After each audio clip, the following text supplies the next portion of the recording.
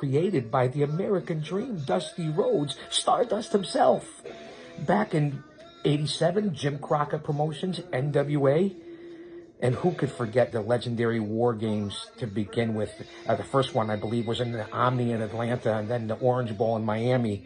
The Road Warriors, Nikita, Dusty, Paul Ellering against the Four Horsemen and JJ. That's where it all started.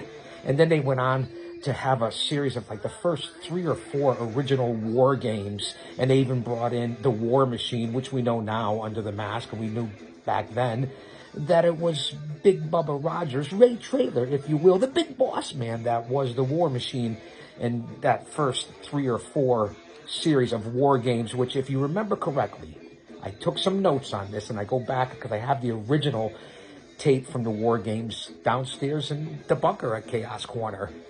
The original War Games was coined Match Beyond. War Games, the Match Beyond.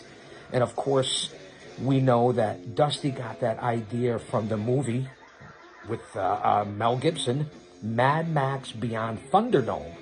So let those thoughts run through your head. I give you a little history here before we start with the WWE here in 2022.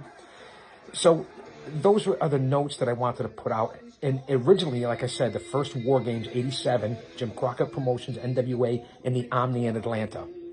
The second War Games, I believe, was at the Orange Bowl in Miami.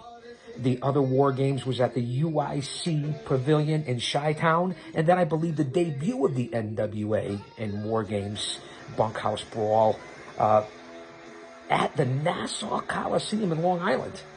So the history, go out and research that. You guys will find it interesting. It really is. And again, the first ones with Hawk and Animal and Dusty and Nikita teaming up, and with Precious Paul Ellering, their manager, against, it was the Horsemen with Ric Flair, Arn Anderson, Tully Blanchard, and Lex Luger, and J.J. Dillon. And then again, once J.J. got hurt in that first one, which was really unbelievable, and the one in the Orange Bowl as well, they brought in the War Machine. So I'm